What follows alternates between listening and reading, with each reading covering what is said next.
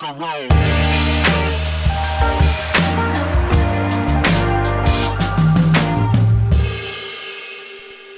Oh, well, welcome, Crossroads, to the locker room where we break down sermons, stories, and scripture for the race of our faith. My name is Nathan, and I am in the seat of Trig and Libby, usually, our faithful leaders here that steward and host our podcasts. And just a quick shout out to them. They just do a great job, and it's such a gift. The times I've been on the podcast with them, their leadership in this space. And I know this is just such a great resource for our church family. And in the room with me is none other than Brent Becker and Abby Loomans and Ashlynn Howe. It's so wonderful to have all of you here on this blustery Monday morning. Welcome. Thanks for having us. Yes. Everybody doing okay? Doing really well. Thank you, Nate. Awesome. Great. Well, there's a lot to cover. Brent, you and I were talking, preparing for a sermon. There's always so much that's like left on the cutting room floor, I feel like. And so we're going to get into a lot of that, which is awesome. But I also thought we would just kind of begin the conversation, maybe specifically with kind of your roles, Brent and Abby, because those have changed, I think. I mean, maybe, Brent, you've been on the podcast since your role has changed here at Crossroads. Maybe not. Oh, okay. Well, in any case, you can kind of share what's going on, maybe even speak a little bit more to house churches and what's moving in the new year for that. And then Ashlynn, I'd love to hear more about your story. The connection that we have is so cool because your husband Tyler and I go way back at Crossroads, like way back to the Bobcat on the wall at Walker Charter. Yep. And then I had the privilege of documenting your wedding. Yes, you did. Right before the whole world shut down for COVID. So I have that ingrained in my mind.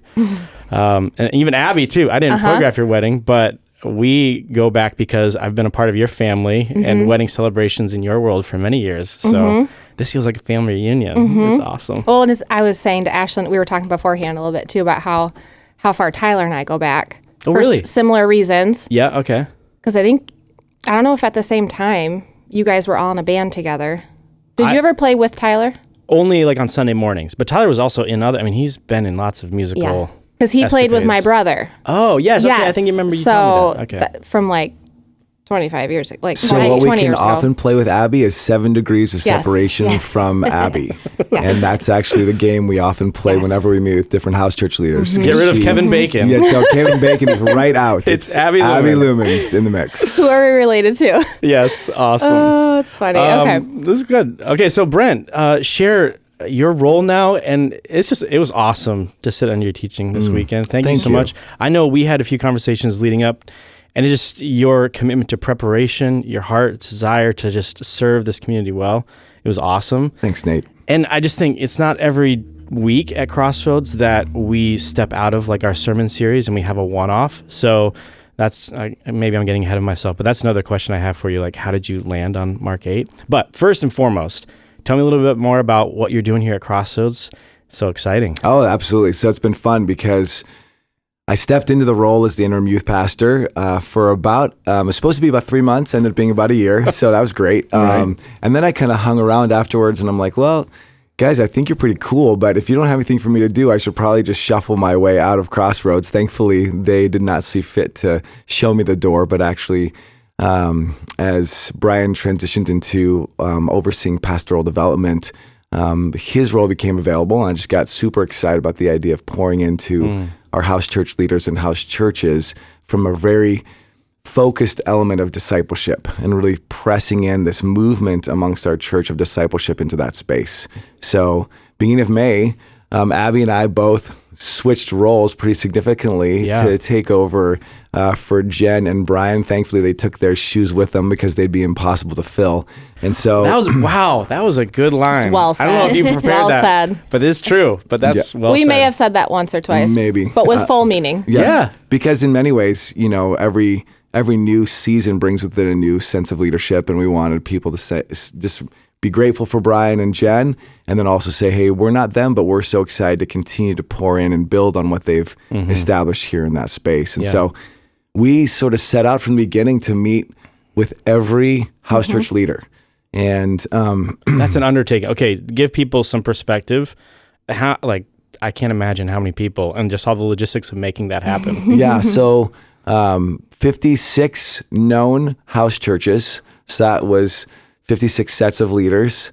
There was 56 going into the fall, and then we launched more, right? So, yeah, give or take, yeah. So just a lot of one-on-one coffees. We had some forums where we had probably 4 or 5 sets in at a time. But most of those were one-on-one meetings, a few where we had groups together.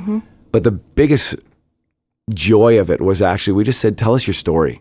And so we would sit there and we would do 7 degrees of separation with Abby to begin with. And then we just hear the story and they'd be like, well, when we started as house church leaders, like, no, back it up. I want to know from birth. I want to know where you were born, and now I want to know your parents. I want to know who your siblings are. Like, just give me the scope of who you are, what God has been pouring into your story, because that's going to help us better know how to serve you. And that's been really wild. And I think we come away from these meetings just with our jaws dropped of like, these are the people God's called to serve here at Crossroads. This is amazing. Yeah. I mean, it probably brings into view just 1 Peter 2:9, right? Kingdom of priests. Like, you see our people in places where they're oftentimes probably unseen, maybe even from a staff level, because we do a lot of work during the week. We're serving on a Sunday, but this is kind of like in the trenches with our people, equipping them, like loving on each other, doing community, and not just on a surface level, right? So it's probably super encouraging. Oh, it's amazing. They're pastoring their small communities in very profound ways, dealing with birth and death, dealing with family difficulties, dealing with job loss, and there's so many things they're walking together with, and it's a little bit daunting to figure out how best to equip them to do that, but we're also just sort of given a front row seat to seeing how they're already doing it, and celebrating it, calling it out, acknowledging it, and encouraging them to continue the long road in the same direction. Yeah. Well, amen. Love that. And for you, Brent, I mean, you and your wife, Sarna, you guys have been here for some time. You've been serving alongside Matt Kenny in men's ministry too, just as a lay leader. Share a little bit about that, because I know I've been the recipient of kind of your leadership in that space as well too. So like, I mean, because I feel like that's kind of where you maybe first got connected. It totally was. So when we started Crossroads right as the world shut down, and Crossroads was really trying hard to get back into person and do it well. And so we just realized how important the physical connection with the body was. And so even in that space, it was still pretty hard to get connected because Crossroads is a big place. Yeah. And so my wife signed me up for the Manistee River backpacking trip, unbeknownst to me. Nice. And so hubby. It was so great. And then I ended up bringing my son with me because like if I don't make any friends, at least I have my son to hang out with me, and I don't look like the total outcast. Right. That was the first opportunity to just meet guys like Tim Bassett, Ron Jansen, Brett Keane, just a whole slew of folks. I'm like, these are my people. And I've been looking for them in West Michigan for probably about 5 years. Wow. And just to be able to sit with them, hear their stories, see their vulnerability, transparency, I was like, I feel like my heart just sort of opened in a way, or thawed, in just a uniquely beautiful way. And so I was like, Matt, how can I be a part of this? So he pulled me in, and we started doing some stuff. We launched our discipleship ministry in men's together. And so we have, I know, somewhere between 10 and 12 discipleship groups that are going now. And then that's when Matt pulled me in, as there was a transition in the youth leadership, asked me to take on the interim student ministry pastoral role. Man, that is courage. Well, and to Matt's credit, he was much slack. He's like, would you be on a steering committee? So just come and volunteer. And then after the first meeting, he's like, I need somebody to head this up. Right. You're my guy. And I was like, seriously, Matt? While I have you here. Yeah. He asked the question just staring right at you. I need someone. Anyone. Hook, line, and sinker. Yes. Well, Abby, so Brent in his role has transitioned. Maybe share what you were doing prior to this new role and kind of where you're at now and what gets you excited. I know even before the podcast started, you were sharing a little bit about what you guys are doing in the new year. So share a little bit about your story, how you got to today here in this room. Yeah. So, okay, we've been at Crossroads now for 12 years. Or I guess as long as we've been in this building. So we've been going here for, I think, 12 years now. That's crazy that we've been here for 12 at this building. Wow. I think so. I think this spring maybe it'll be 12 years. Bless But yeah, so I started in women's ministry. Now it will be, I think, over 2 years ago, or around 2 years ago. I had been doing some volunteering in different aspects, and had the opportunity to come on and work with Cheryl in women's ministry. Yeah. And that was a joy, just to get to serve the women here and learn from Cheryl and learn Judy too. Shout out to Judy Black. Yes. We had a really fun team. And so I did that for about a year. And then when Cheryl stepped away from that, Jen was able to step into that role. Now as the women's director, right? As the women's director, okay, now shepherding our women. And I mean, if you know Jen, you know she's doing an amazing job. So her position became available, and sitting down and talking with leadership here, we were just talking about my giftings, and it was very clear that this role would fit my giftings way more. And not that, I mean, women's ministry was amazing, but it was like, I have a heart for connecting people as we play 7 degrees of separation. Right. Everybody's connected to Abby. Yep. I know.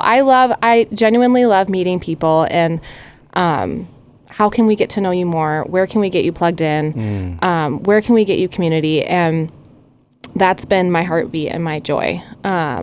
Because I think there's a place for everybody, right? Like there's a way we can get everyone connected, and you should have that opportunity.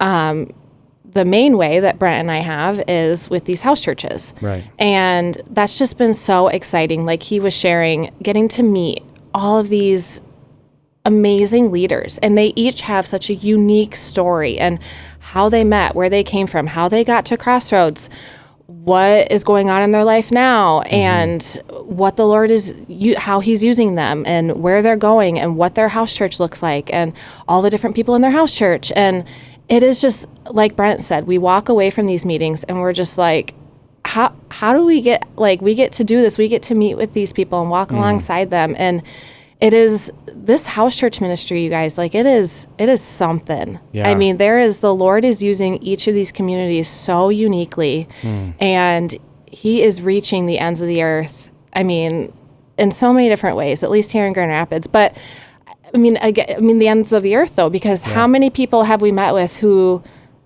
are missionaries actually, or we have one house church who has recently sent out 1 or 2 couples across the world, but yet they're still connected to that house church, and when they come back, that's their home. And like, it's just things we wouldn't know unless we're meeting with these people, and it's been really neat. So it's awesome. Yeah. So you had said, and there's also kind of a bit of a plug in the new year. I mean, I feel like you both have done such a great job of bringing it to the forefront of our minds as a church that this is such a value for us when we speak about discipleship.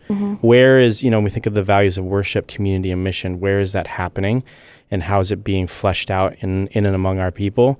And so this idea or this manifestation of community that comes through our house churches, it's a big deal to us at Crossroads, and we really think it's kind of where the rubber meets the road. So maybe briefly, again, we can maybe speak about it at the end of the podcast too, but like what's happening in the new year? We kind of have another round, right? So maybe share, Brent, if you want to let us know. Yeah, so I do just want to give a shout out to Abby. She has done such a fantastic job of connecting our people. She is administrating something that's a relatively large administrative nightmare. And because there's so many groups and they're in many ways operating autonomously as far as sort of the content they're utilizing and the things they're dealing with. And Abby's done a great job of corralling them in a way that helps them know that they're supported. And that's been a huge gift to complement our gifting in that space. When he says that, he means there's a lot of people who've gotten a lot of emails from me. Yes. Or they've walked into the office and I'd be like, hey, I have reached out to you. Now that I have you, right? Let's chat. Yes, totally. So we just have this sense, if really house churches are the main lever at Crossroads, where we're really pressing into discipleship, we want to get people on-ramps in that space as frequently as possible, while also not diluting the effectiveness of that space. So that's so well said. Yep. We did one in the fall, which was an initial launch, and that was beautiful. That was really fun to get folks into spaces where they could begin to grow and then watch those groups start to take root and take shape. But we also were convicted that once a year was a little too infrequent. Even though it's a relatively big and heavy lift, we wanted to give folks another on-ramp. And so in January, we're doing sort of a winter launch of house churches. Yeah. And we have, again, probably 50 or more folks who have signed up and expressed interest to want to get there, which is unusual for Crossroads. Usually it's a last-minute sign-up. So to know that we already have 50, 2 weeks, 3 weeks out is a little bit daunting, because we also find that there's a dearth of leaders as far as people who are willing to step up and say, I want to lead it. And I think part of it is probably because there's a misunderstanding of what that leadership facilitation looks like. Okay, yeah, what does that look like? So really it's creating a space where people can gather and finding an opportunity where, hey, you can be here, have a meal, we'll open up our home, or coordinate such that homes are open over the course of the next 6 months or whatever, to be able to gather, to pray together, and to dive into the scriptures. And typically what happens is we provide discussion questions that are follow-on from the sermon. So really it's facilitating a discussion more than it is leading anything. And we try to provide as many tools in their tool belt to be able to utilize the skills of others and even their own skills to be able to lead. And it's not so much that they have to wrap up the entire group in their arms and make it their responsibility, but really kind of set the table and let people kind of sidle up to it and see what their gifts are and utilize their gifts. Yeah. That's great. And I just think for those that are listening, maybe who are not in a house church, or maybe are part of this group that has signed up with an interest to get into house church in, the new year, ask the Spirit, linger. Be still before the Lord and say, Lord, would you ask me maybe to step into this role? I love, Brent, like you said, maybe it's not as big of a thing as people make out to be. I know when we put out words of leadership and okay, you're leading this, you're a house church leader. It's good to feel the weight of that, but also it can feel so intimidating. What am I going to do? I have got to get my commentaries. I'm studying every week. Am I taking another job as a pastor alongside this? Yeah. And I think it seems like from what you're describing, this is accessible. Certainly it's a little bit more engaged than just attending or being a part of a house church, but the Lord calls, right? And so maybe the opportunity right now is to ask with some courage, Lord, would you have me step into a role of leading a house church? Because there is a need. Is that what I'm hearing? That's absolutely the case. Yeah. And I think, Nate, you really articulated that well. One of the most exciting elements of what we've introduced into the house church model is mentor leaders. Okay. So we have 6 mentor leaders who basically oversee 5 different house churches, themselves being house church leaders, but they've been willing, because they're veterans in this space, to walk along some other leaders and help them strategize on how best to lead their group, maybe problem solve some of the issues they might be having amongst some of their members. And the cool thing is they're just a ready resource. Yeah. They're a text or a phone call away. If Abby and I are caught up in some other things and maybe aren't able to get back to them as quickly as possible, these mentors really serve in that role. And so the fun thing is being able to provide this sort of vast array of resources for our leaders, knowing, hey, you're not on your own. Yeah. You're not alone. There is an army, a deep bench supporting you in this role. And that's been really fun. Those mentor leaders they're kicking the pants. They're so much fun. It's a fun group. Yeah. A fun group. Hey, God's been faithful. It really is amazing. This community, I think I struggle sometimes with a bit of pride when it comes to what happens at Crossroads. Just, gratitude then bleeding into just man, I'm just so proud. And I am proud of what God is doing among us, but I sometimes can feel a sense of superiority. Man, we got it going. But I know we've got plenty of things to work on, but I just want to stop and just express my gratitude to both of you for your roles and just thank the Lord for how he is moving, that we would just remain humble, hungry for him, desperate, Amen. The church of the desperate ones.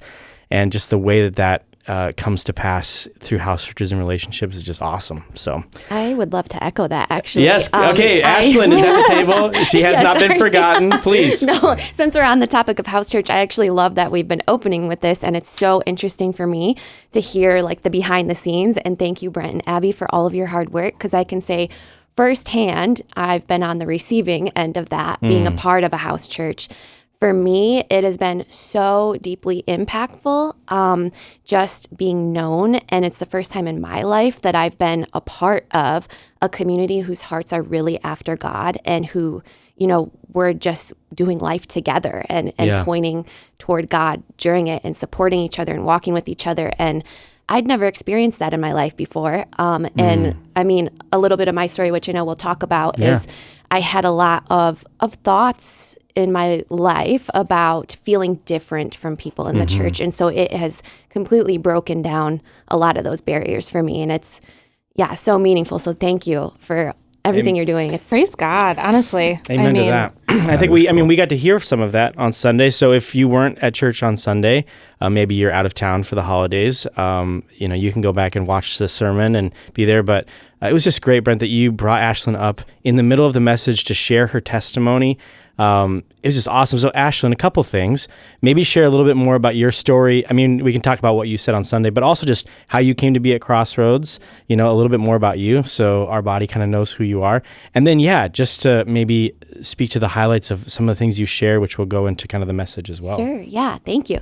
So, I mean, my story, there's a lot to it. There's a lot there. There always is, right? Yes, but I'll kind of lead up to what brought me to Crossroads here. So, I mean, growing up, I grew up with Christian parents. They taught me how to pray. I went to church, did all of those things. I prayed on my own. I did feel close to God as a kid and, as a young teen, and I remember that pretty vividly.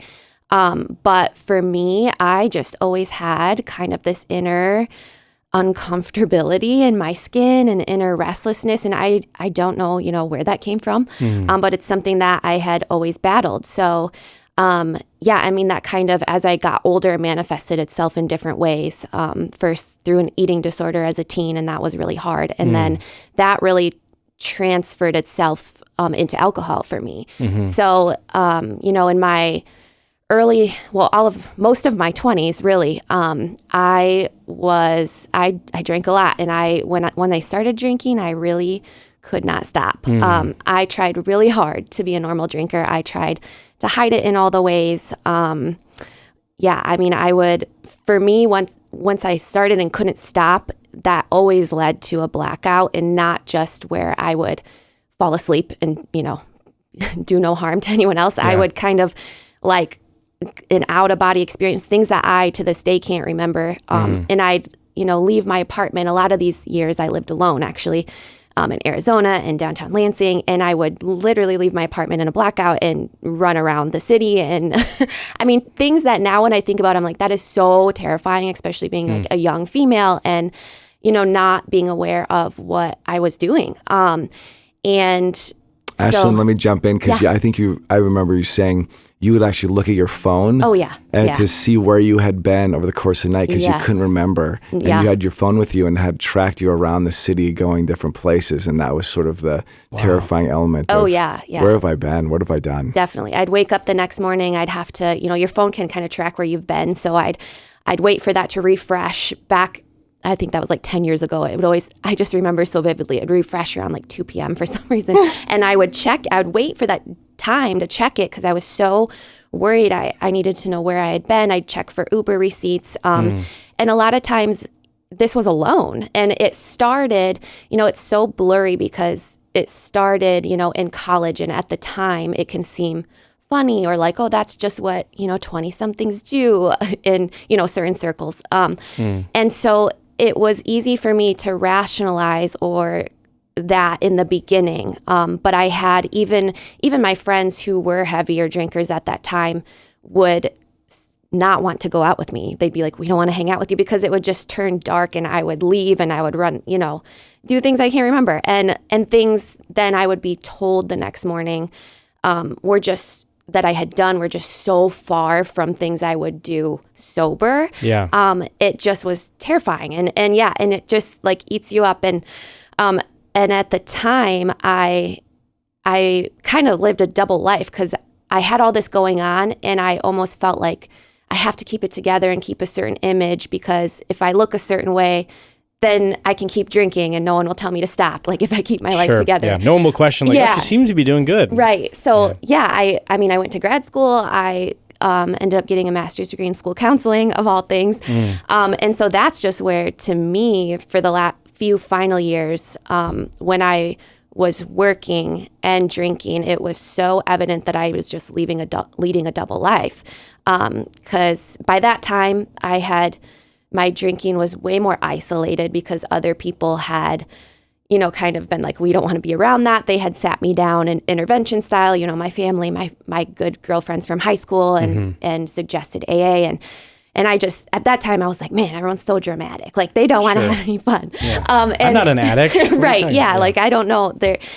And you just rationalize things away. And you, yes. But I would, drink alone in my apartment at night, do I don't know what, be terrified in the morning, wake up feeling terrible, and have to get myself ready and go to school. And I would literally teach like coping skills lessons to schools. And it's just so ironic. And I think that's just the definition of insanity around addiction and alcoholism is, And for me, I just rationalized it away a long time because I would think, well, people who are school counselors don't struggle with this, or people, you just... So because I'm a school counselor, it's not as bad as people say it is. Right, yeah. I mean, which is, a lot of humbling needed at that time.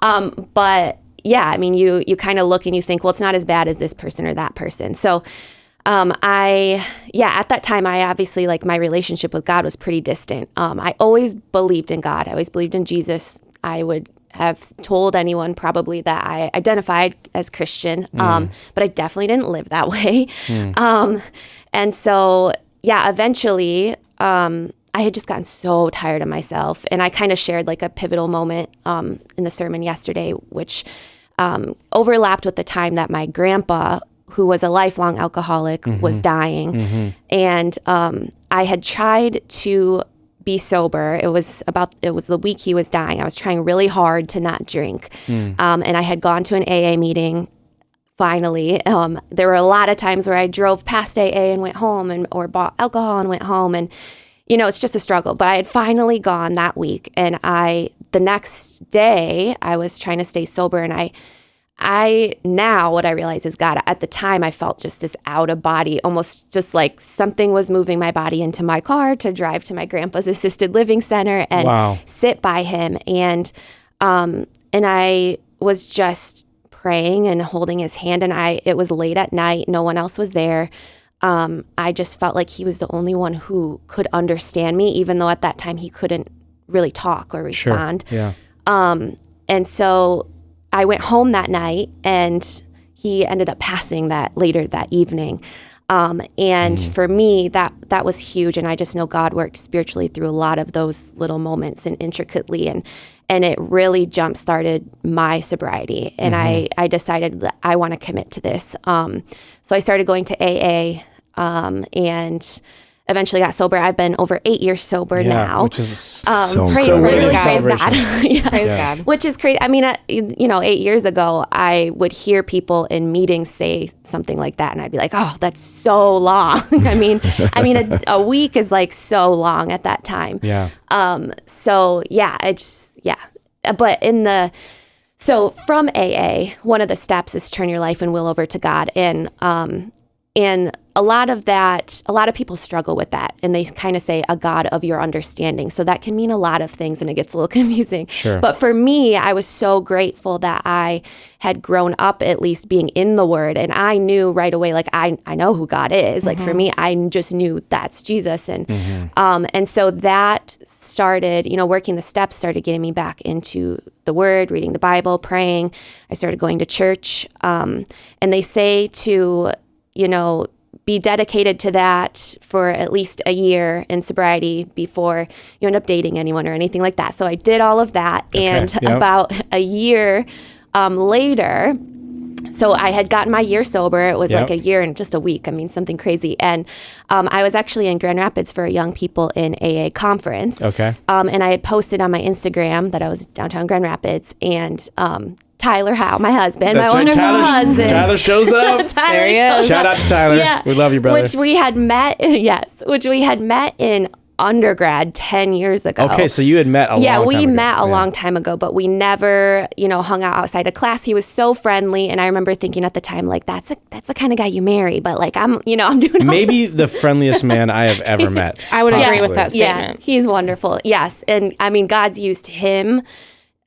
When we were early on dating, definitely used him to draw me deeper into God's Word too, and to help break down a lot of kind of chips on my shoulder I had about the Christian community. So early in dating, like by just the way he moves and how he speaks, I saw, really who Jesus is in the body of Christ. Bless and that God. broke down a lot for me. It's beautiful. I could cry. What a thing to say about your spouse. Like, Truly. Well, yeah, I mean, so back when I was in Grand Rapids for that conference, Tyler, we had kind of chatted on Instagram or Facebook here and there, like, hey, how's life? And, didn't know each other super well, but he saw that I was in Grand Rapids and we messaged and we decided he actually asked me to grab a drink. He did? I was like, how about we get coffee? Drink is in like coffee? Yes. Yeah, which is funny because he shares, like, for him, he knew about me, like I wasn't necessarily in that community, so he wanted to seem like, chill, like, let's go grab a drink. Yes, totally. And to me, I remember being like, so I remembered that he had played drums at Crossroads. Yeah. And so I asked him, like, while I'm in Grand Rapids, I'd love to go to church. Do you still play drums at Crossroads? And he was a little sick that morning, so we actually ended up getting coffee later in the day. And I just shared with him, like, hey, I'm here for an AA. I was so, like, open at that time and kind of like, I don't care. And I remember leaving thinking, he's going to be like, well, that girl's kind of crazy. Like, all right, see you never. First sentence out of her mouth, I'm here for an AA conference. Yeah. And just shooting it straight. Yeah. He knew I was a school counselor. So I remember him being like, oh, for work? And I was like, nope, for me. And so I just thought he would be like, that was a nice coffee. Bye. But it's just crazy how God moves, because like in his heart, he thought that was like attractive, that I had been able to work through something and that I had kind of come back to God and all of, all the redemption of it. And for me, that taught me a lot about God too. Like God really does see me as new. And that was really powerful. So I've just seen God work in so many ways through our marriage. Yeah. And he even said how much your vulnerability meant to him. Yeah. That you were transparent, that you were in this West Michigan landscape where so much of it gets covered over with a nice looking facade. Right. You were right there, raw, gritty, honest about where you're at. And he said, wow, this was a breath of fresh air. So while you were perceiving it as a no-go, he was like, oh, wow, I want to get to know this girl and hear her story more. And just that was fun to hear from his angle, how he walked away from that meeting too. Yeah, definitely. And, I've seen God work in other ways too. My mother-in-law, who is amazing, my in-laws are amazing. But I remember Tyler telling me, he was among his group of friends, he was one of the older, not married guys. Sure, yeah. And he said for a while he struggled with that. Before we ended up dating, he had kind of, in his mind, he's like, okay, God wants me to be single and I'm okay with that. But before that, when he, kind of was wrestling with it, he told me his mom, my mother-in-law, Lynn, had told him, she would pray with him and say, you don't know what God's doing in your wife's heart and her life right now. And hearing that, I'm like, oh my goodness, like, it's just cool to see God work in all of the, who knows what I was doing at that time when she was, telling him that. So, but she was praying for you. Yes. You were being prayed for. Yeah. Right? Man. Yeah. When I think to that point, who knows, what God is doing kind of behind the scenes. This truly came to my mind on Sunday as I was standing in the back of the gathering space, and you and Brent are on the platform, and as you begin to tell your story, I'm looking over the heads of like all the rows leading from the back all the way to the platform, and it just hit me how the vulnerability and honesty of your story was just communicating in ways that I'm sure I couldn't even imagine to hearts of so many people in that room who maybe, and it's never our intention on the platform, right, to kind of be perceived as better. Like Rod does such a great job in leadership at this church to say like, hey, there's no professional Christians, right? There's no professional class of Christians. Like we are all desperate. We're all in need. Like we all wrestle. But I think even when we're not trying to, like people, I remember before I was even on staff, like it can just feel like we just always put people on that platform up on a pedestal and be like, oh, they're just better, they're more holy, like they're not walking through the things that I'm walking through. It just make them feel like a distance. And I was just struck by what was happening in that moment, that there are people who maybe have not even said it out loud, but like maybe for the first time in a church, we're hearing like, this person actually knows what I'm experiencing right now. Like, I'm full of shame. I somehow got here this morning. I don't really remember what happened last night. And this person is humbly, but with grace and with courage, sharing that testimony and just saying, to the glory of God, God has redeemed it. There's hope. And I just was, I was really grateful, because I literally, it was the picture of seeing these heads. I wasn't seeing any faces. I was just seeing the back of people's heads. And I'll be honest, I saw some body language of people like, get uncomfortable. I saw some people lean in, like a man was wiping his face, like tears. So we just don't know how the Lord is working behind the scenes when we're just faithful to him. So I think of, your mother-in-law praying. It's just awesome. What a testimony.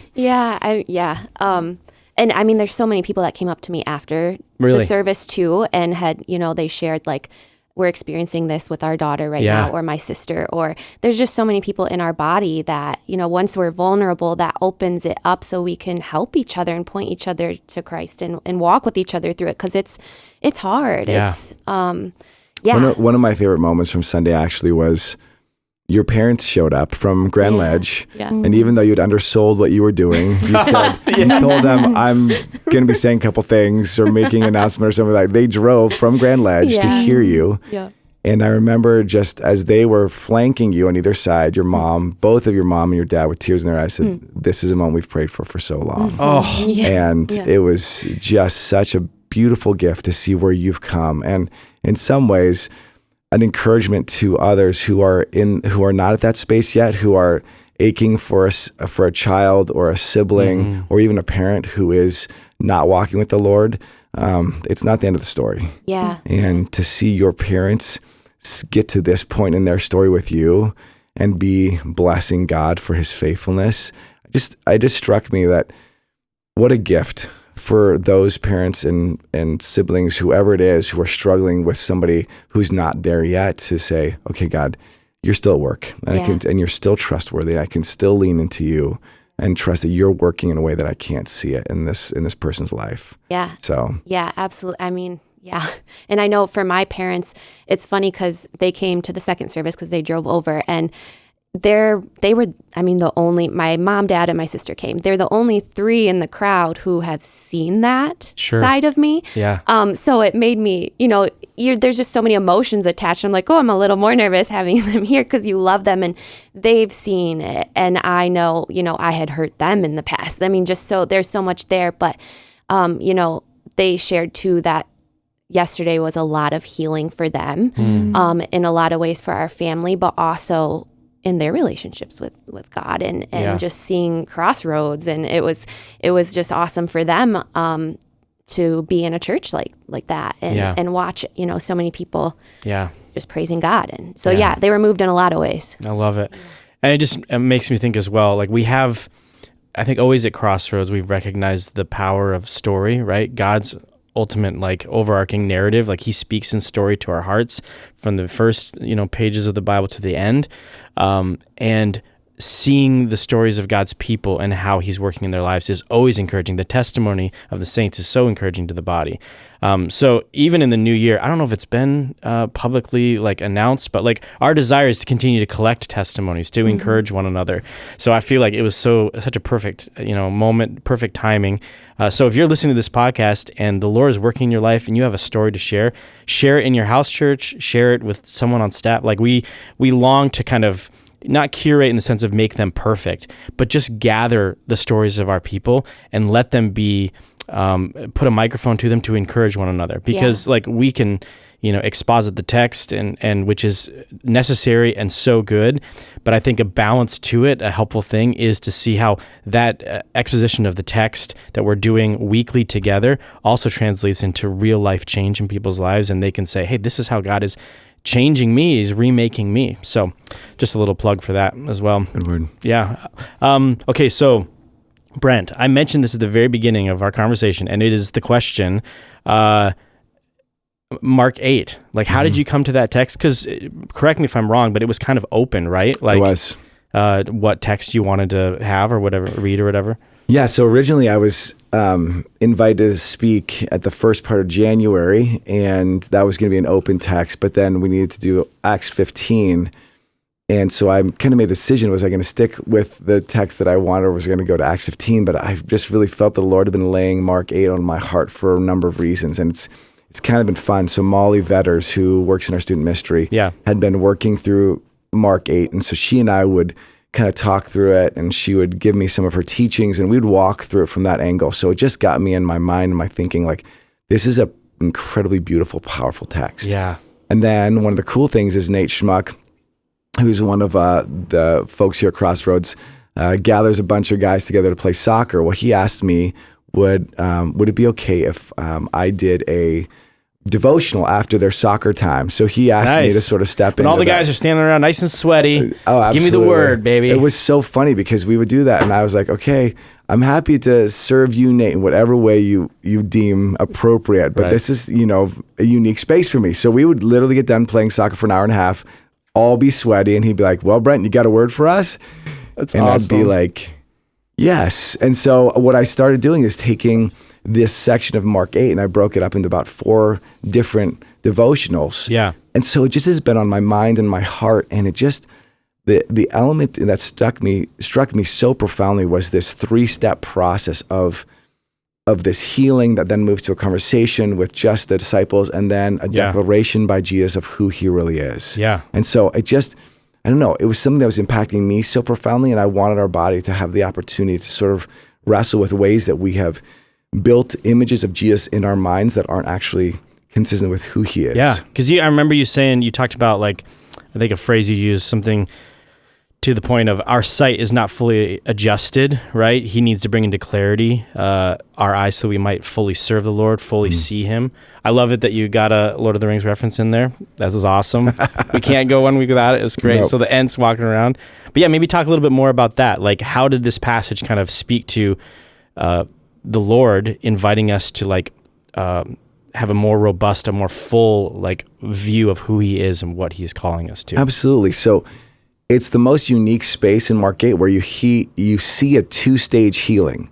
At no other point in Jesus' ministry does he actually, like, oh, I just didn't quite get this right. Like, oh, I got to, kick this part of there's a reason he's doing this. And that first stage is sort of, there is a healing that's happening, but it's not complete. Yeah. His sight is not fully restored. Okay. And it's not until Jesus touches his eyes again that he sees completely. And the text is very clear that it's after that second touch of Jesus that things have come into fully into focus. Mm-hmm. And so it's like, well, what is the purpose of that healing? Why didn't he just, in every other situation, just have it be a one shot? Well, as Mark is building this kind of argument in this portion of the gospel, you then see this interaction with the disciples about the nature of Jesus' identity.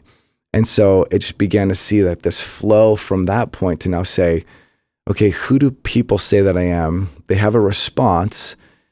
Again, Jesus says nothing, like he says nothing to the man after the first stage of the healing. Uh-huh. He then levies the second question of, who do you say that I am? And it just, I don't know, that question just resonates so deeply with me because it is the core question that each of us has to wrestle with.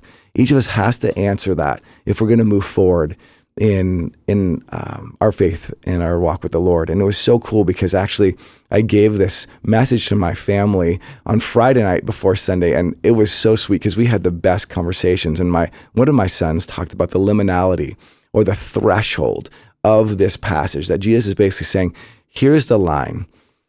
If you're ready to step over, this is what it looks like. And so when Peter has this great moment, my father-in-law talks about this being his star pupil moment of saying, you are the Messiah. It seems at that point that it's all done, that I'm good, that I've prayed the prayer, checked the box. Right. I said the right thing. Said the right thing. And I think Peter genuinely meant it. I think he did literally speak from the Spirit in this moment, that the Father had revealed it as Jesus had said. Right, because we see that in the Matthew passage, right? Because he acknowledges, like, what you've just said is actually given to you from the Lord. Yeah, and Jesus doubles down on it, says, this confession, this statement, this recognition is the thing I'm going to build my church on. Yeah. Like, you, Peter, as the rock, and the rock of this statement is what the church is going to be based on moving forward. Yeah. So it's not lip service. Peter genuinely meant it. But what's so fascinating is Peter himself didn't see clearly. just like the disciples said. So when Jesus begins launching into this conversation about, by the way, this is what it's going to look like. I'm going to suffer, I'm going to be rejected, and I'm going to be killed by the very religious leaders who are hounding our every steps. Oh, and by the way, I'm going to rise up again 3 days. That didn't fit any of their categories for who this Messiah was supposed to be. I think they had bought into the cultural expectation the Messiah was going to be just a version of the Roman conquering heroes, just the better version of it. Yeah. And so the influence of that cultural milieu was really what was defining that Messiah and their version of him. And so when Jesus says this, Peter's got nothing to do but to say, Jesus, you're way off track. I'm not sure what's happened. You maybe had some bad shrimp last night or whatever it is, but we need to just get you realigned here. And it's so fascinating because it's similar language to when Jesus takes the blind man out, Peter takes Jesus out and literally rebukes him. The word is rebuke, and it's to chasten. And so as Peter's now like, hey, Jesus, do you think maybe it's like almost like he's taking the role of rabbi. And so we don't know what was said specifically, but we know it was direct enough that Jesus then, it's so fascinating because Mark includes this element. He looks back at his disciples and he sees on their faces the similar fear or confusion that Peter's just expressed. And that's what I think causes him to levy such a distinctly profound statement and really harsh statement to Peter when he says, get behind me, Satan. Yeah. I wonder, just around the table, maybe in our experiences, can you remember a time in your walk with the Lord when you had the wrong perspective of who the Lord was and God in his grace kind of changed it? Because I think of this passage, right, just like what you described, they have built up Jesus to be a Messiah of their own vision. Like they have an expectation for him, like, oh, like to be a Messiah, you have to be this. And because you've claimed to be a Messiah and we believe that you are, then we know XYZ comes. Like that's what's going to happen. You're going to deliver us.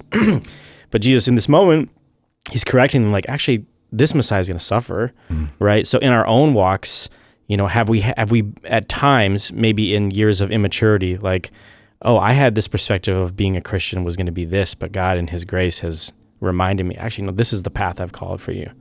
Is that something that's ever kind of come to bear in your lives? Nobody jump at it once. At once, take your time. But I don't know why everyone's looking at me as if you're just directly across the table from me, Abby. So I need to think for a minute. So the reason, go ahead, Ashlynn, jump in. So to clarify, yeah. So times where we've kind of had in a thought of who God is, but that's not actually who he is. Yeah. And yeah. I mean, definitely in my, times drinking and when I was kind of distant from God, I would rationalize a lot of things and think, I was just probably in the camp of just like, God is love, so much love and it's all good. Sure. And so I thought that way for a long time until I started, digging back into the word and reading, his design for a lot of things in life and reminding myself of who he is. And I really realized I had been making him how I wanted him for a long time in my life. And you just, submitting to who he says he is and following that was a whole process for me too. Yeah. That's the quote that you opened your message with, Brent, right? That we, God has made us in his image and we've returned the favor, that we have made an idol of him. Like we've said, okay, this is what I think you are. I'm going to worship the thing that like I've created in my own mind for you to be. And in his grace and kindness, he'll smash those idols. and he does. And that was what I was so struck by, is having spent some time in Africa, realizing that the prosperity gospel, which basically proposes a God whose sole responsibility is to make your life better, is to provide for you materially, sure, and make sure you're comfortable and secure. There's a reason why that is exploding. There's a reason why that is so incredibly. I'm trying to think of what the word is. It's just it's intoxicating in some ways, because it does it hits us at the core of what we want, and really there's a God who's simply there to meet my needs. And I'm fascinated that you said that we do that in our immaturity, because that means I must be extremely immature, because I still do it. There are times when I'm facing something and it doesn't go the way that I want.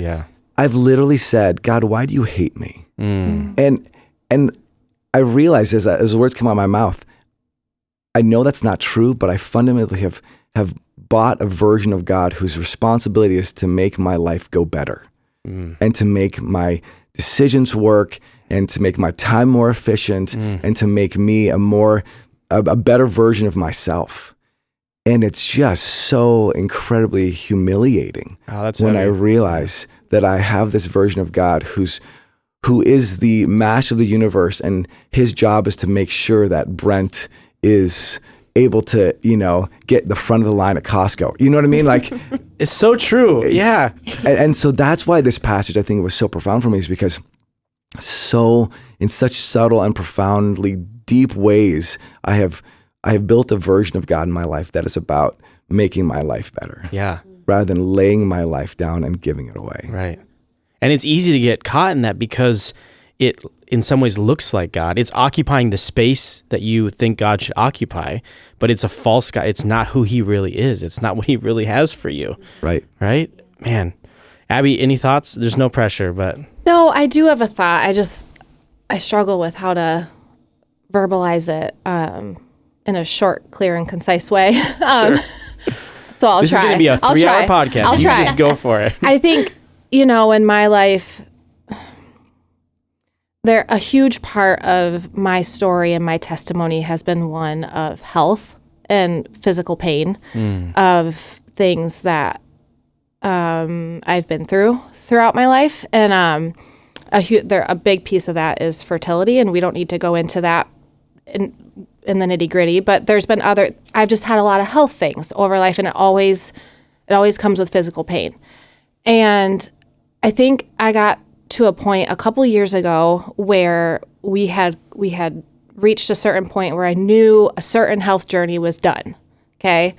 And that was a huge pivotal point. And when I say us, I mean me and my husband. And, I thought at that point, after everything I had been through and the 20 years prior to that, okay, Lord, like, I worked through the anger of it. I worked through this and that, and okay, no more, right? No more, right?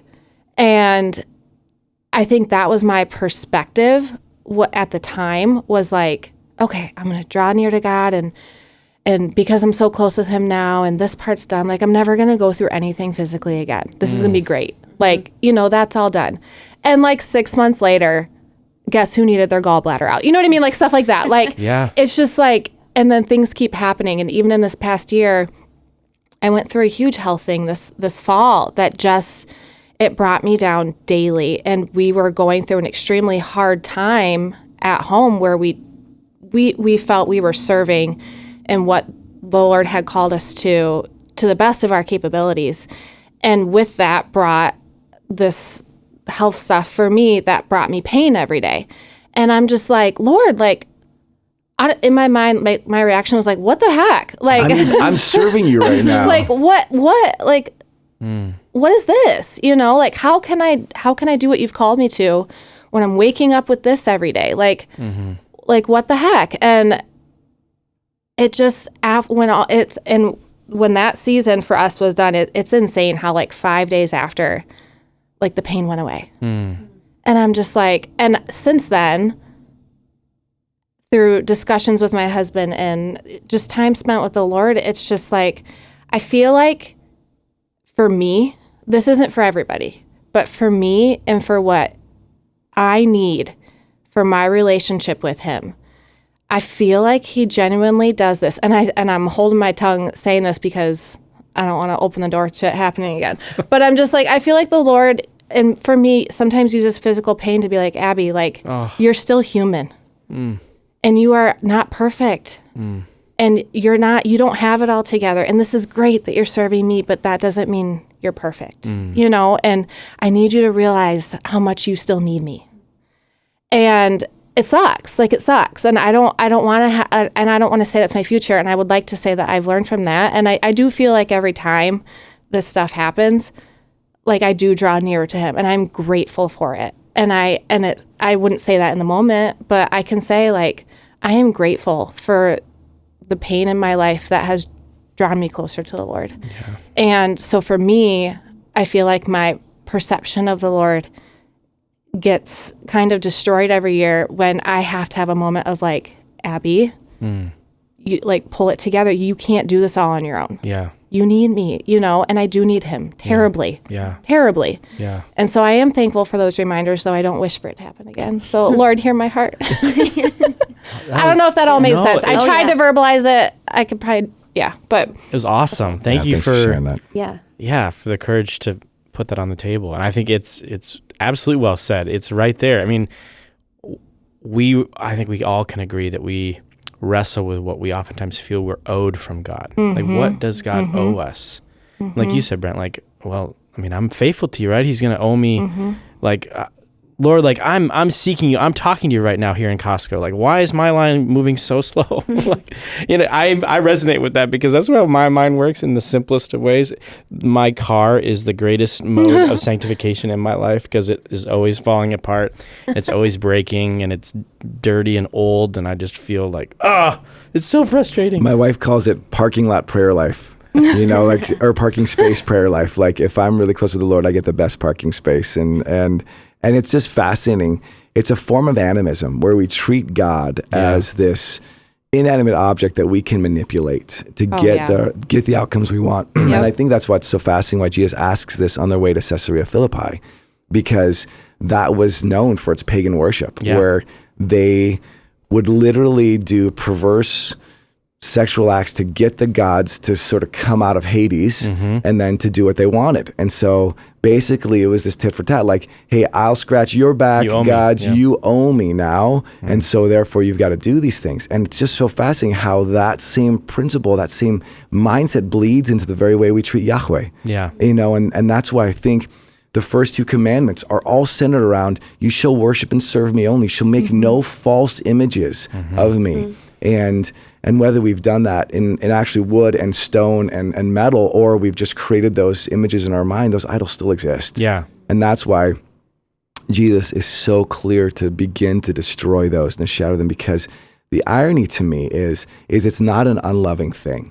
It's actually the most loving thing he could do, because when our hands are filled with the idols we've made, he can't fill them with the love and the grace he wants to give us. Yeah. And that's why, like, and Abby, you said this really well, this idea of idols that we build in our life that it's supposed to work for us, right? Or I'm not supposed to have pain, or I'm doing the right things.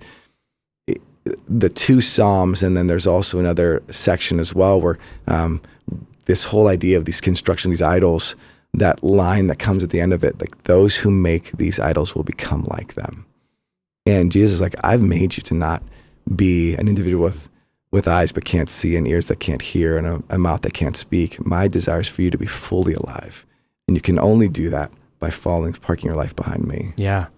You spent some time talking about idols. I had to laugh because you said it so quickly, but you're like, I was just on a run with my son and we were just talking. I'm like, wait, you're running and you're talking? I had the same exact thought. Okay, I'm sure many people had the same thought. Wait a second, how is this conversation happening? How you're talking while running. Let's start there. All right, so we know the physical capacity of the Becker family. Yes, well done, that you can have these deep conversations while running. While the rest of us are heavy breathing. Sucking wind. But all that to say, you kind of gave that example of phones. Like, I mean, maybe around the like, what are idols? We recognize that we can make God. We can get so distracted by who we think God is, and made in our image to like serve us. But the other distractions that we find in life that can become idols. What are things that you maybe wrestle with that have kind of crept up, and then God in His grace has smashed them, and then maybe they creep up again and stuff? I mean, Abby, you just kind of talked about even health, being one of those things. I had a conversation with a dear friend yesterday. Jan and I were over at their house, and we talked about our children and the idols of our children. Like, man, my identity, if I'm not careful, is so wrapped up in my kids and how they're doing and what they achieve and their attitudes and all the, so that's something I think right now as a parent I'm wrestling with, especially as our oldest now is 16 and truly stepping into the world of manhood and all of that and stuff. So, but that's a really good word. And especially in West Michigan, I think family can easily become that idol. It's a beautiful space where families are knit and growing together, but sometimes the dark side of that is it becomes my identity, as opposed to giving kids the freedom to sort of wrestle with and explore who they are with the context of the scriptures and the support of prayer. And we can, as parents, then become so enamored with the idea of our kids' success being that which ultimately defines us. It becomes incredibly destructive. And I, trying to be a good parent, so I deserve the outcome of a good kid. Yes. Right? Yes. Like I've done the due diligence. I know I'm not perfect, but like I want to bear the fruit. And if my child goes off the deep end or whatever, then my anger goes towards God. Like, why would this happen to me? I wonder if your parents had wrestled with that. Yeah, Ashlynn. yeah, oh yeah, yeah. I'm sure they have. I'm sure my parents wrestled with it too. There were times we were talking last night with this couple, and I was mentioning like, oh yeah, I remember saying this to my mom's face, and they were like, well, you said that to your mom? Like, oh, Mom, if you're listening, which you're probably not, but forgive me. She knows what I'm talking about. But yeah. Yeah. For me, I think working can kind of become an idol. I'm juggling a lot of roles right now. Yeah. Which takes a lot of time, but I can definitely get into modes where I'm working like sun up to sundown, and I do a lot of different roles. So it gets hard. And so I've just, realized, how can I get up and work all this time, yet I can't make space to spend time with God or pray, or I can't like settle my mind down long enough to sit with God in silence or pray. So for me, that can kind of creep in the way, and it's all things that I absolutely love to do. And I believe God has given me gifts in certain these areas, but then I tend to get so into them that then I like lose sight of Him. And so it's like I don't know, He can sometimes give us gifts that then we like abuse in certain ways and make an idol over Him. And so that's kind of been in my heart lately with working and just making more time and space for God. And Yeah, things that take over our identity, right? Yeah. Like this is where I find my worth in. So if Right. it were to be stripped of you, if you could no longer do it, right. I think his name is Mike Donahue. He's like the lead singer of 10th Avenue North, and he occasionally shows up. That's a throwback. I still have Instagram on my phone, even at you talking about on Sunday. But he occasionally just has these words that are super encouraging. I remember him mentioning he was in a conversation with a group of people, and they were talking about like, when did you know that God's will for your life was to be a singer and a musician? He said, well, that's not God's will for my life. And they were like confused, and he said, well, what happens if I lose my voice completely? Like my vocal cords are damaged, I can't play my guitar, and am I no longer in God's will? Like what, and so I think the things that we do, God's will is for us to act justly, love mercy, and to walk humbly with Him in anything that we do, in any capacity. It's all submitted to His glory. But the idol of what we do, like the things that we produce, whether we're a parent, whether we're, a professional, whether we're a student, the things that bring the acclaim of man to it so easily can become the idol that we, the well that we drink from. Scripture talks about, wells that will run, or cisterns that are broken that will run dry. And the Lord, in His kindness, gives us this picture of living water. I am living water. Drink from me. And when we can do that, then our identity is secure. And like if we lose everything, it's still okay. Which is so hard to wrestle with because we, like you said, Abby, we don't want to lose everything. We don't want to lose our health. We don't want to lose the gifts that God has given us. But the invitation is constantly to take our fingers that are gripped like vices around the things that God has graciously given us as gifts, and to open them slowly so that we hold everything with open hands and say, it's all yours, and you can take it all. You can take it all. Think of the dilemma God has, right? He is a gift giver at the core of who He is. And He loves to give gifts, but He also knows our tendency to take those gifts and turn those into idols. Yeah. Right? So that's a hard thing, right? He loves to give gifts, but He also knows our tendencies to turn those into gods we worship instead of Him. And He's so gracious to continue to give gifts. Because I'd be like, fine, you're not getting anything. Right. You're not getting anything if this is what you're going to do with it. And God still gives us gifts, but He consistently reminds us. And I think that's why Jesus gets the crowds together and says, hey, if you want to follow me, you have to deny yourself. You have to take up your cross and then come after me. Like, this is what discipleship looks like. And to Peter and to the rest, He said, come park your life behind me, because this is where I'm headed. Yeah. And in another version, it's take up your cross daily. So it's not just to die once, it's the recognition that our tendency is to constantly do this. And the realization that as we die to those things, we actually find his life, because it doesn't end in death. And that's the thing that I hope we take away from this. Jesus is not about trying to destroy our joy. He's actually trying to give us real joy. Yeah. And our willingness to settle for false or counterfeit joy is actually robbing us of the life that he wants to bring. So he's willing for those deaths to happen so that real life can occur. Yeah. And that's why I think the invitation discipleship can be so stark in the sense of like, I've got to die. But if we knew what's on the other side of it, it's like telling a fetus, like, well, I don't want to leave. I like it. It's comfortable. It's warm. I've got all my needs provided for me here. But we'd never say, I want to go back into the womb. We'd say, this is life. This is the joy of experiencing and being able to travel but I think that's the beauty of where he's called us is this is an essential part of our journey. We have to die to those things we've settled for and begin to then enjoy the fullness of what God has really for us to offer in life. It's so good. So good. I was going to say, I shared a little bit yesterday about how kind of my story has led to something I created called the Recovery Bar, and that combines a sobriety meeting with a fitness class. I love that you clarified the, Yeah. people who don't know what bar, BARRE. So if anyone listening doesn't know what bar is, it's spelled BARRE. It's a form of fitness, kind of like Pilates. And I teach that, but I've created a program that helps people in sobriety. So it brings movement and community to people in sobriety. But because of, launching that, that's really what has catapulted. Like, I've seen God use that to almost make me speak because people hear about that and then they're interested kind of in the story behind it. And so even Brent reaching out or, a couple other opportunities, I'm like very aware, like, okay, God's like having me speak now. And it's so scary. Yeah. I mean, and even I don't know why I didn't think about it before I launched. I'm like, I can just hide behind like the name of this. And so the dying to yourself and picking up your cross, I was even thinking about on the drive-in today.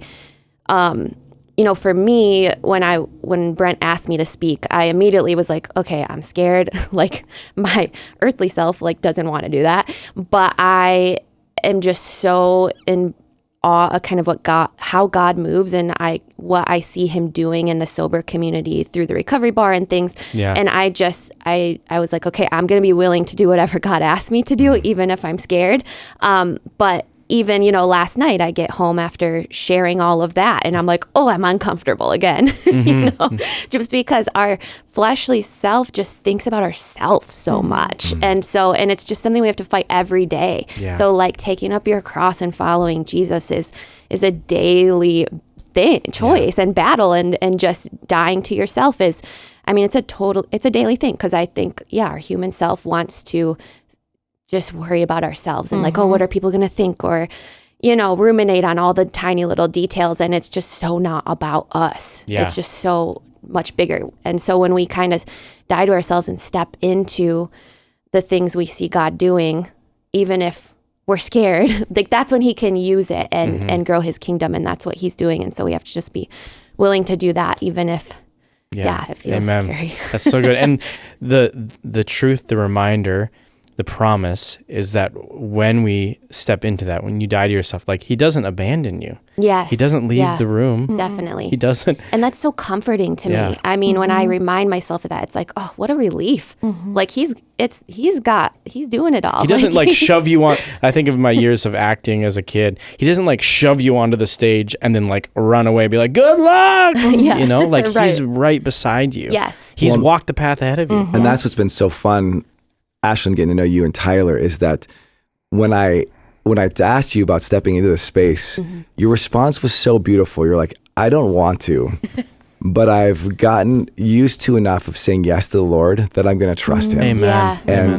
And in some ways, yes, it is so scary to die. Yeah. But when you do it enough, it's a little bit like you said, you could have never envisioned 8 years of sobriety.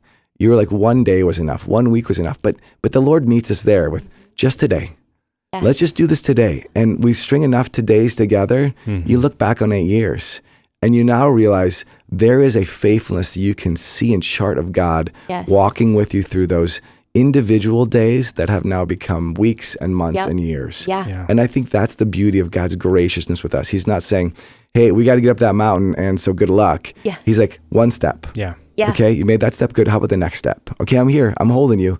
Like, there's something that actually just gets me so emotional when I think about God's graciousness to meet us in the midst of our walk and not hurry us along, but still not let us stay stagnant. Mm-hmm. Yeah. Yeah. Yeah. so good. I was just sharing with my husband last night. Like, I was saying, I feel like the longer I'm alive and in my relationship with God, I just know he's real, because you do see him meeting you, time after, when you step into these spaces and kind of follow where he's calling you, you see him show up time and time again. And in the hard times and the good times, you're just trusting him. And I just feel like the more you're in relationship with him, the longer, the more it's like, oh, he's so real. And Yeah. yeah. That's so good. Oh, this conversation's been amazing. So good. Brent, I wonder, just in closing, you kind of gave us a challenge as a community. I think you mentioned kind of take 5, 10, 15 minutes, you'd kind of put up that picture of New Year's resolutions, that we all kind of are beholden to at times, like, what do I want to change? But maybe just reiterate that challenge that you kind of ended with, of just like the invitation for our body to like consider what the Lord would have for us, or what, So. That's great. It's just struck me that as we're talking about fitness and all these other things, they're great, but they're never meant to exist in and of themselves, right? Fitness for its fitness sake is just simply another idol, but fitness for the purpose of allowing me to have a healthy body so I can serve others or things of that nature, or, drinking less alcohol so I have more resources, or more time, whatever it is. Like, these are good things, but just struck me, we have this mantra of self-care and how if you talk of anything in the form of self-care, it's almost untouchable. Like, no, I'm just doing self-care, and you can't challenge that. But I think what I just was struck by with this whole passage is this soul element that Jesus says, your soul, if you had any idea how inestimably valuable your soul is, that's where you would invest all your time, energy, efforts. But we spend so much time working on the stuff that's temporal. And so it struck me that whether you're a New Year's resolution person or not, the break of a year is a wonderful opportunity to reflect. And I think God is very pro-reflection, looking back on where we've come from and looking to where we're going, and being able to see. That's what altars of remembrance are, right? They're reminders. They're of God's faithfulness in the past, but not simply just to look backward, but as an encouragement to move forward. And so in some ways, that was the kind of challenge, is to say, as you're anticipating this next year, maybe instead of just trying to throw some things on a list to sort of, satisfy whatever certain level of,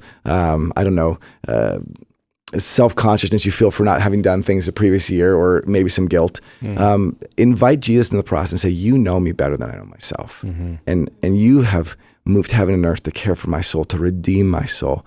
And I want to stop abusing what you call valuable. How can I be more attentive to what you've said is so important, that you left your throne to come and buy back? Yeah.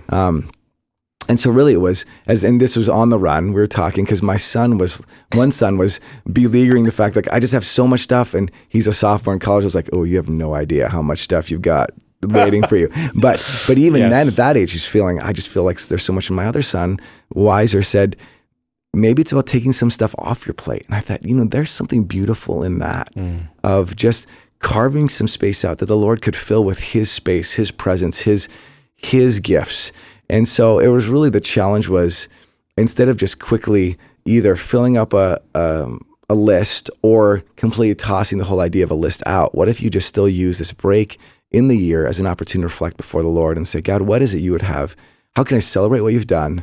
But how can I also be honestly evaluative of the things that have not been honoring to you, that have damaged this soul you have entrusted to my care? And how can I be more attentive to it this next year? And that's why I love that we're doing the read the Bible through the course of a year, with house church launches. I mean, this is more stuff to do, but I think there's actually good soul care stuff. But what I really want people to do is to develop the discipline of listening to the Lord, and what is it that he has for you, and then being able to respond in faith, kind of like what Ashlynn, you've been talking about, of just like, okay, this is scary, but I'm going to try it. And then watching Jesus meet you there. And that gives you another kind of stone in that altar of remembrance of his faithfulness. Yeah. Because I had one of the dads come up to me afterward and says, my son came up to me and says, Dad, what does it mean for me to take up my cross? I was like, he just gave you the best gift, is because now you get the chance to walk with your child, your young man, to help him understand what it means to take up your cross and follow Jesus. And in some ways, maybe that's part of what this new year looks like, is there is a cross I have to take up. For me, it was just being much more attentive to my anger and how destructive it can be in my relationships, especially with my wife, and how that can bleed into my relationship with my kids, and just being like, Lord, help me to have a quicker response time when that anger comes, to submit it to you, to die to it, and let you bring your peace. Doesn't mean I stuff it by any means. I need to see the course, the heart of it, the core of it, which is my disappointment or whatever it is, surrender that to you and let you move that in me. Yeah. So that's kind of the nature of it. It's just a call for us to leverage the natural rhythms in our seasons that God has created, to be able to look back and then to look forward. Love it. Thank you, Brent. Appreciate it. Abby, thank you so much for being here. Thanks for your words, Sharon. Ashlynn, thanks for joining us. Thank you so much for having me. Yeah, it was great to have you. Crossroads, we love you so much. Thanks for tuning in, and we'll see you in 2026. Have a great week. Thanks. Rock and roll.